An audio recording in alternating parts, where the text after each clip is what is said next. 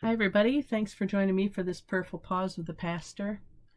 I'm going to try to do all this week in one sitting, so I might not change my clothes. Just have to get over it.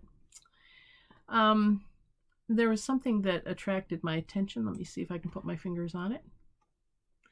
It was writing from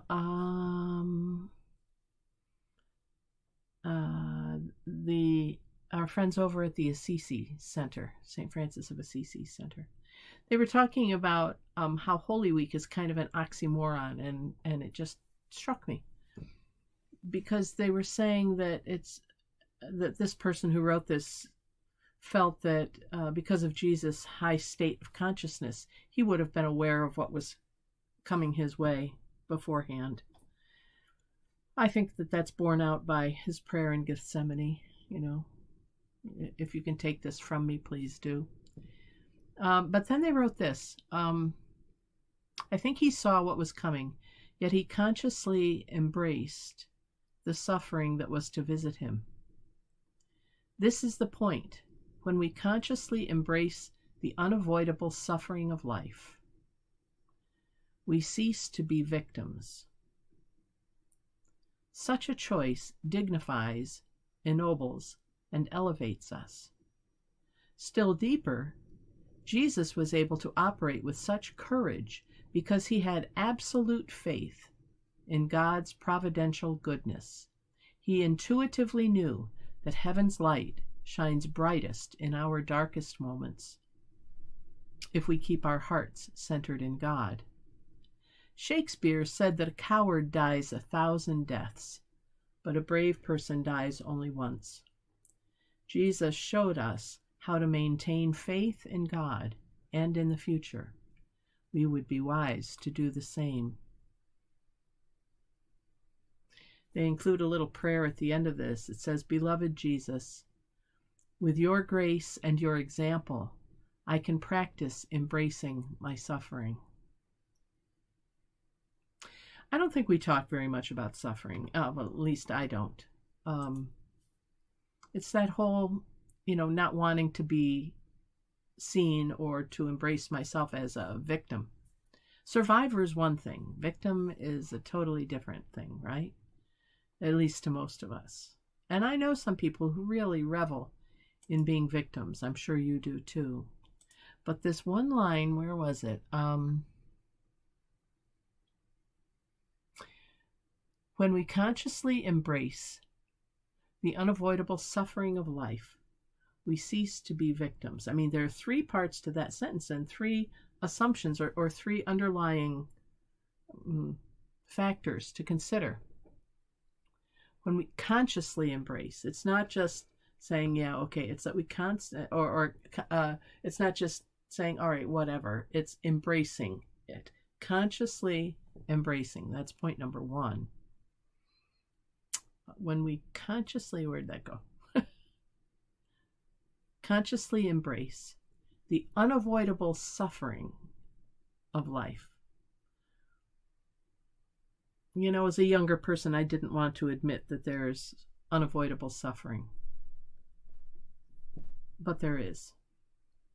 I've come to believe that there is. I think that's one of the hard things for parents.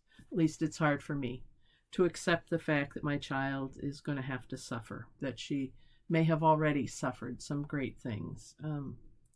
We hate to think of people that we love suffering. I'll tell you right now, meditating around Good Friday, it was Mary's suffering that killed me the most. Just cut me to the quick. It's a mother's heart. But this is saying that when we consciously embrace the unavoidable suffering of life, we cease to be victims. And I think that that's true. And I think that's why so many people in Ukraine, elsewhere around the world for sure, they don't have a corner on the market, but they're the ones who are being lifted up right now as models to all of us, I think. When we see them embracing what is coming to them with this, what's been called the fire in the belly, this unwavering confidence, whether it's in their government or, in God or in the goodness of people, consciously embracing that unavoidable suffering. Then we cease to be victims. Was there something else I wanted to pull out of that? I know that really. He intuitively knew that heaven's light shines brightest in our darkest moments if we keep our hearts centered in God. Yeah.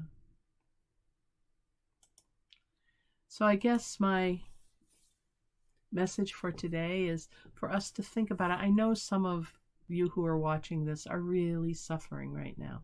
You're suffering with physical pain. You're suffering with mental anguish. Some of you are so distressed about what's going on in the world that you find it hard to even get up in the morning, or what's going on closer to home, whether it's with your family or your church community or the larger community. And so the message about this, I think, is to really embrace the suffering consciously. Embrace the suffering. Don't run from it. And that sounds terribly glib, doesn't it? For someone who's not going through the same pain and suffering that you are. And yet I will tell you that all of us do go through that. And it is, in my experience, it is the Spirit, the Holy Spirit, that allows us to stand up and walk through it, to get through the valley of the shadows, and not to stay there all the time. So with that, my friends,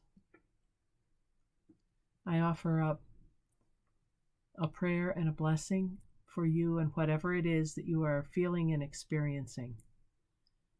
And if today's a good day and you're not feeling or experiencing that, hold this thought for when it's not so easy. All right? Thanks for carving out this part of your day to be with us and to think of something greater than ourselves, and how, in this case, how God can help us to not be victims, but to be survivors, to be strong, and to deepen our faith with everything that we go through. I'm Pastor Deb Swift of South Presbyterian Church in Rochester, New York. And until next time, God bless you. Take care, and bye for now.